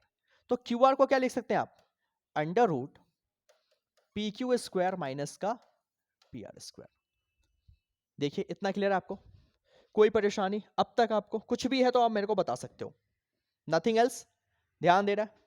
अब अगर मैं ले लूं इनका रेशियो, किसका रेशियो, इसी का, तो नाउ अगर मैं इसको ले लूं कि BC अपॉन QR निकाल दूं, जैसे बाकियों का रेशियो, इसका भी निकाल देता हूं, तो भाई BC क्या है, अंडर रूट AB का स्क्वायर माइनस AC का स्क्वायर, और बेटा ये है अंडर रूट PQ का स्क्वायर माइनस PR का स्क्वायर। किसी एक जगह पे चेंज करते हैं, BC और QR ऐसे रहने देते हैं, AB को देखो मैं क्या लिख सकता हूं, यहां ध्यान दो, AB को लिख सकता हूं K टाइम्स ऑफ PQ, लिख दिया मैंने K टाइम्स ऑफ PQ का स्क्वायर। AC को लिखा K टाइम्स ऑफ PR का square, K times of PR का स्क्वायर, और नीचे under root PQ square minus PR square, अभी भी ऐसे का ऐसा। ऊपर अगर ध्यान दोगे यहां भी K स्क्वायर, यहां भी K स्क्वायर आएगा, तो K स्क्वायर कॉमन ले सकते हैं, कॉमन ले लिया, क्या बचा PQ का स्क्वायर और माइनस PR का स्क्वायर, और नीचे अंडर रूट PQ का स्क्वायर माइनस PR का स्क्वायर। इतना क्लियर है आपको? और ये चल रहा है बेटा BC अपॉन QR, ध्यान दो BC अपॉन QR ऐसे का ऐसा, K स्क्वायर बाहर आएगा तो क्या बचेगा, K अंडर रूट बच गया PQ का स्क्वायर और माइनस PR का स्क्वायर, और नीचे भी अंडर रूट PQ का स्क्वायर माइनस PR का स्क्वायर। भाई देखो ये कट गया एज इट इज, क्या बचा, सिर्फ BC अपॉन QR बच गया K के बराबर। ध्यान दो, अब ध्यान दो भाई, यहां पे हमने कहा था AC upon PR, AB upon PQ K है, कहा था AC अपॉन PR। इतना करने के बाद क्या लिखोगे, AC अपॉन PR, ठीक है। एक आ गया आपका BC अपॉन QR, और एक आ गया एक और है AB अपॉन PQ। अगर मैं इसको इक्वेशन 1 कंसीडर करता हूं, ठीक है, AB upon PQ that is also equal to AB upon PQ, AB upon PQ। ये सब के इक्वल है। कहां से? तो इक्वेशन 2 और वो इक्वेशन 1, तो फ्रॉम इक्वेशन 1 एंड 2 है या नहीं है? अगर ऐसा है तो देयरफॉर ट्रायंगल, ये जो ट्रायंगल है, कौन सा ट्रायंगल? अपने पास कौन सा ट्रायंगल चल रहा था? एबीसी एंड PQR, वो दोनों क्या हो जाएंगे? सिमिलर हो जाएंगे। कौन सी प्रॉपर्टी से भाई? SSS। भाई दोनों में देखो ना, सबका रेशियो AC/PR, BC/QR, AB/PQ है ऐसा, साइड से सिमिलर हो गया। अगर कोई ट्रायंगल सिमिलर है तो उनके एंगल्स इक्वल भी होते हैं, तो therefore angle B is equal to angle Q as पर the similarity criteria. Similarity criteria से ये दोनों क्या हो जाएंगे? आपस में सिमिलर हो जाएंगे। समझ आया आपको बेटा किस तरीके से आपको ये क्वेश्चन करवाया? अभी कोई दिक्कत परेशानी आपको इस क्वेश्चन के अंदर? भाई देखो, अब तक अपन ने सारे क्वेश्चंस कर लिए। अभी कुछ कॉन्सेप्ट के बेस पे, हमने सारे क्वेश्चंस कर लिए। कुछ कॉन्सेप्ट से मतलब क्या था कि जो भी एंगल वाले कॉन्सेप्ट थे, जो भी रेशियोज वाले कॉन्सेप्ट थे, इस पे हमारे सारे क्वेश्चंस आज के हो चुके हैं। आपका काम क्या है अब तक? अब आपका काम है बेटा कि यार जब तक मैं कल की क्लास लेकर आऊंगा उससे पहले 8.1, 8.2 और उसके एग्जांपल्स उस बेस पे आप सारे खत्म कर डालो। फिर अपनी जो अगली क्लास करेंगे उसमें बेटा हम क्या देखेंगे? उसमें हम बात करेंगे किस चीज को लेकर? हम बात करेंगे प्रूफ वाले क्वेश्चंस कैसे अपने को डील करना है। प्रूफ वाले क्वेश्चंस आपको आने चाहिए और प्रूफ वाले क्वेश्चंस मैं आपको करवाऊंगा अभी, बिल्कुल जीरो लेवल से, बिल्कुल ही जीरो लेवल से। कैसे करने? ट्रिक्स के साथ, एक ऐसा तरीका जिससे सारे क्वेश्चंस आप कर पाएंगे बिना घबराए, बिना किसी डर के। तो आज का काम अपना यही खत्म होता है। अगर अच्छी लगे तो कमेंट जरूर कीजिए, सब्सक्राइब कीजिए चैनल को, मैक्सिमम शेयर कीजिए यार, लाइक्स कीजिए वीडियो को। अपन मिलते हैं अपनी अगली क्लास में, तब तक के लिए बाय बाय।